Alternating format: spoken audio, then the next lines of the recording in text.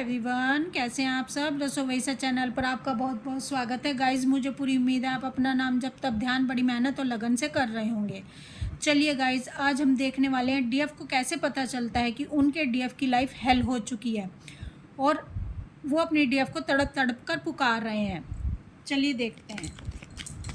Please divine guide करें, please Radha Rani guide करें।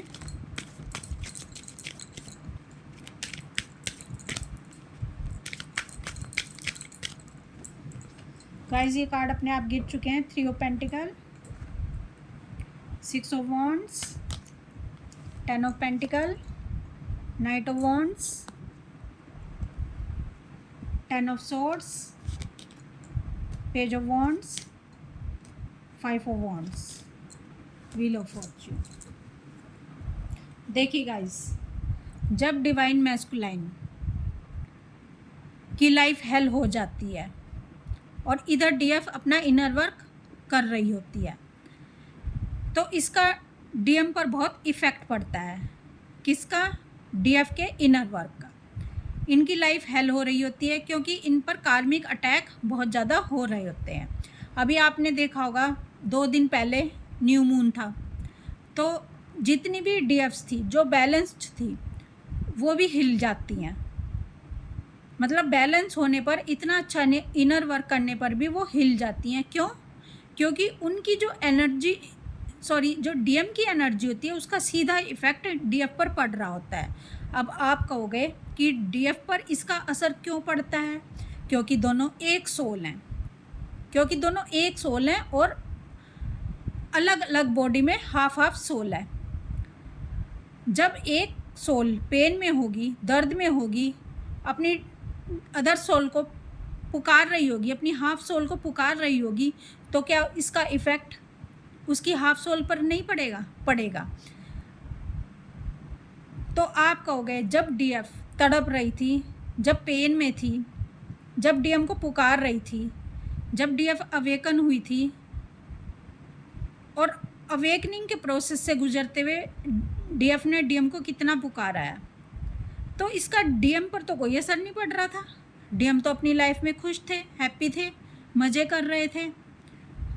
हाँ गाइस, सही है, डीएम के ऊपर कोई फ़र्क नहीं पड़ रहा था क्योंकि डीएम उस समय अवेकन नहीं थे, अवेकनिंग के प्रोसेस से नहीं गुजर रहे थे।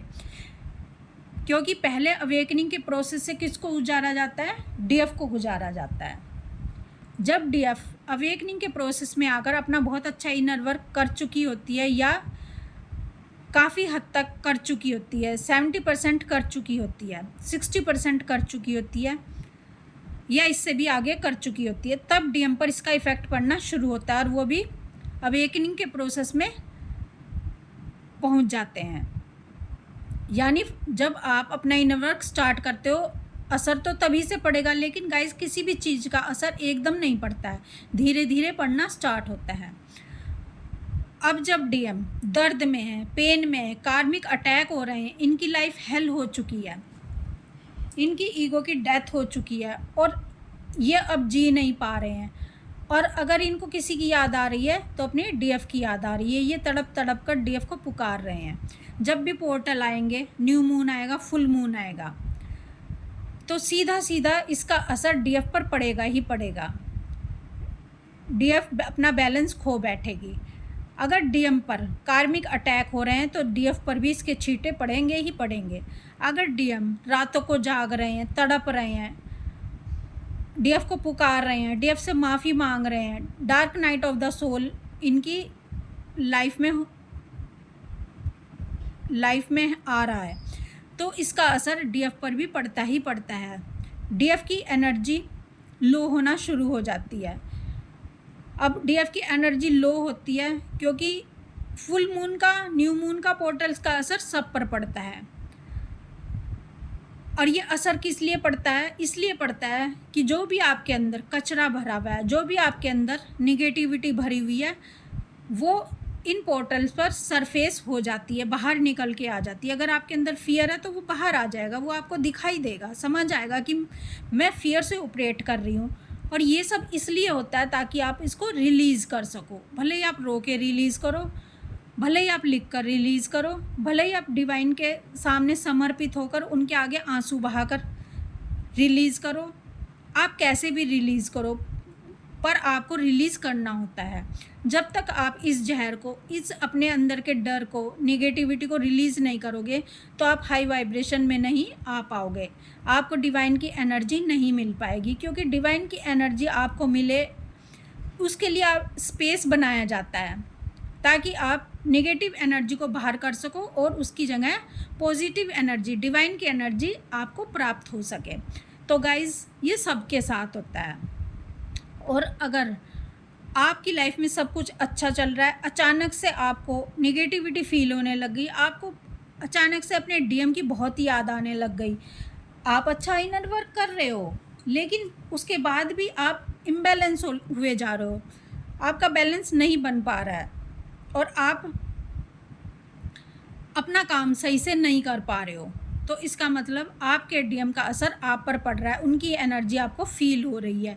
क्योंकि आप दोनों एक ही सोल हो और एक सोल होने के कारण आप दोनों को एक दूसरे के मैसेज मिलते रहते हैं। आपकी टेलीपैथी बहुत स्ट्रॉन्ग हो चुकी है क्योंकि आपने बहुत अच्छा इनर वर्क किया है। गाइज़ ये सब बातें बताती हैं कि आपके डीएम की ये एनर्जी है जो आपको रिसीव हो रही है।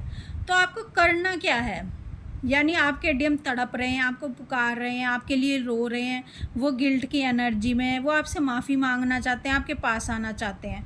तो आपको कितनी भी उनकी एनर्जी महसूस हो, आपको एक गलती बिल्कुल भी नहीं करनी होती है। आपको ये गलती नहीं करनी होती है कि आपको अपने डीएम को कभी भी कॉल मैसेज नहीं करना होता है। और अगर आपके डीएम बीच बीच में आपके पास आ रहे हैं तो आपको उनको ज़्यादा एनर्जी नहीं देनी है। अगर आप उनको अधिक एनर्जी दोगे अपनी तो आप फिर ड्रेन हो जाओगे और आपके डीएम बहुत ही बैलेंस हो जाएंगे, यानी उनको आपकी हाई एनर्जी मिल जाएगी जिससे वो तो कंफर्ट जोन में चले जाएंगे, वो तो थर्ड पार्टी कार्मिक में आराम से जाकर बैठ जाएंगे और शांति किसकी छिन जाएगी, डीएफ की छिन जाएगी और निगेटिव कौन हो जाएगी, डीएफ हो जाएगी और अब डीएफ का किसी भी काम में मन नहीं लगेगा। और अगर आपके डीएम इस प्रोसेस से गुजर रहे हैं, आपको महसूस हो रहा है कि उन पर तो अटैक हो रहे हैं कार्मिक्स के, वो तो दर्द में है, तो आपको ज़रा सा भी दुख नहीं होना चाहिए। क्यों? आपको ये नहीं होना चाहिए कि मैं उनका दुख मिटा दूं, क्योंकि गाइस वो इसी तरह से अवेकन होंगे, उनकी अवेकनिंग के लिए ये सब ज़रूरी है। उनको उनकी भलाई के लिए आपको उनको छोड़ना ही होगा, उनसे डिटैच होना ही होगा, उनको लेट गो करना ही होगा। छोड़ने से मतलब ये नहीं है कि आप उनको सदा के लिए छोड़ दो, मतलब उनसे डिटैच होना होगा। आप ये समझो कि जैसे एक माँ अपने बच्चों को अपने से दूर कर देती है, उसको बाहर पढ़ने लिखने भेज देती है, रहता तो वो उसी का है ना, लेकिन उसकी भलाई के लिए उससे जुदा होना भी मंजूर होता है। उसी तरह से आपके डीएम अगर आपसे दूर हैं और इनकी अवेकनिंग प्रोसेस चल रही है तो आपको कितना भी इनकी एनर्जी फील हो, आपको फ़िक्र नहीं करनी चाहिए। आपको अपने काम पर ध्यान देना चाहिए और अपना इनर वर्क पर ध्यान देना चाहिए। और देखो, गिरना उठना तो इस लाइफ का प्रोसेस है। अगर आप बैलेंस थे, अच्छा इनर वर्क कर रहे थे, अपने काम पर ध्यान दे रहे थे, अचानक से आपकी एनर्जी लो हो गई, तो आपको क्या करना है, आपको फिर से उठना है। आप एक योद्धा हो, आपको ये जर्नी ऐसे ही नहीं मिली है। आपके अंदर वो शक्ति है, आपके अंदर वो पावर है कि आप फिर से खड़े हो जाओ। क्योंकि गाइस, किसी भी बड़ी सफलता के लिए गिरना भी ज़रूरी होता है।